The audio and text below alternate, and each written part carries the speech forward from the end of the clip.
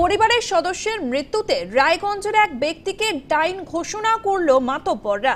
মাতব্বরদের নিদানে ব্যক্তির বাড়িতে আগুনও ধরিয়ে দেওয়া হয়। পুলিশের বিরুদ্ধে নিষ্ক্রিয়তার অভিযোগ উঠছে।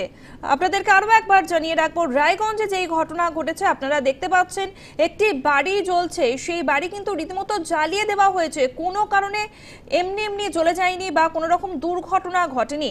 এক ব্যক্তিকে ডাইন ঘোষণা করেছেন মাতব্বররা। মাতব্বরদের নিদানেই সেই ব্যক্তির বাড়িতে আগুন ধরিয়ে দেওয়া হয়। পুলিশের বিরুদ্ধে নিষ্ক্রিয়তার অভিযোগ উঠছে। এই ঘটনাটি ঘটেছে রায়গঞ্জে। মধ্যযুগীয় বর্বরতার অভিযোগ সামনে আসছে। মধ্যযুগীয় বর্বরতার সেই নৃশংসতার ছবিও সামনে আসছে। সেই নজির এবার রায়গঞ্জে পরিবারের সদস্যের মৃত্যু হয়েছে, তারপরে রায়গঞ্জের এক ব্যক্তিকে ডাইন ঘোষণা করেছে মাতব্বররা। মাতব্বরদের নিদানেই ওই ব্যক্তির বাড়িতে আগুন ধরিয়ে দেওয়া হয়।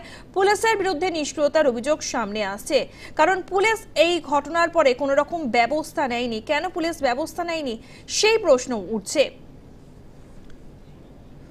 আমাদের সঙ্গে ফোনে রয়েছে প্রতিনিধি অলিভ মিত্র। অলিভ, কেন এই ঘটনা ঘটলো? কেন এই ব্যক্তিকে ডাইন হিসেবে ঘোষণা করলো মাতব্বররা? দেখো, এই ধরনের ঘটনা কিন্তু উত্তর দিনাজপুর জেলাতে প্রথম না। এরকম ঘটনা এই ঘটার পেছনে যে কারণগুলো রয়েছে সেটা সম্পূর্ণভাবেই ব্যক্তিগতভাবেই, যার কোনো গ্রুপ ছেড়ে দিলে এক পক্ষ কোনো গ্রুপ ছেড়ে অন্য পক্ষে চলে গেলে, তখন এইসব ক্ষেত্রে কিন্তু তাদের পরিবারের কেউ মারা গেলে তখন তাদের যে গুরু থাকে সেই গুরুরা এরকম ঘোষণা করে থাকে এবং তার ফলে এরকম ডাইন বা ডাইনি এরকম ঘোষণা হয় এবং তার পরিণতিতে মৃত্যু পর্যন্ত হয়। অনেক ক্ষেত্রেই আমরা দেখেছি এখানে এই জেলাতে মেরে ফেলা হয়েছে। সেরকমই ঘটনা কিন্তু এখানে একটা হওয়ার ছিল। সেই ক্ষেত্রে বাড়ির লোকেরা সেই সময় ঘরের মধ্যে যেভাবে আগুন দিয়ে দেওয়া হয়েছিল, সেই আগুন দিয়ে দেওয়ার পর কিন্তু বাড়ির লোকেরা দ্রুত টের পেয়ে বাইরে বেরিয়ে যায়। বেরিয়ে গিয়ে তারা প্রাণ বাঁচায়, কিন্তু গোটা বাড়িটি জ্বলে যায়। এর আগে এই পরিবারের একজন মারা যায়।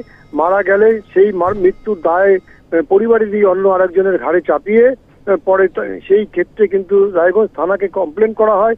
রায়গঞ্জ থানা কার্যত এই বিষয়ে কোনো পদক্ষেপ না হয় এই ঘটনাটি ঘটে।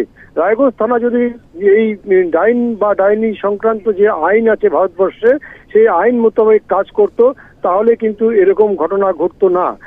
এই পুলিশি নিষ্ক্রিয়তার ফলেই এই কাজ বলে মনে করা হচ্ছে। ধন্যবাদ অলিভ।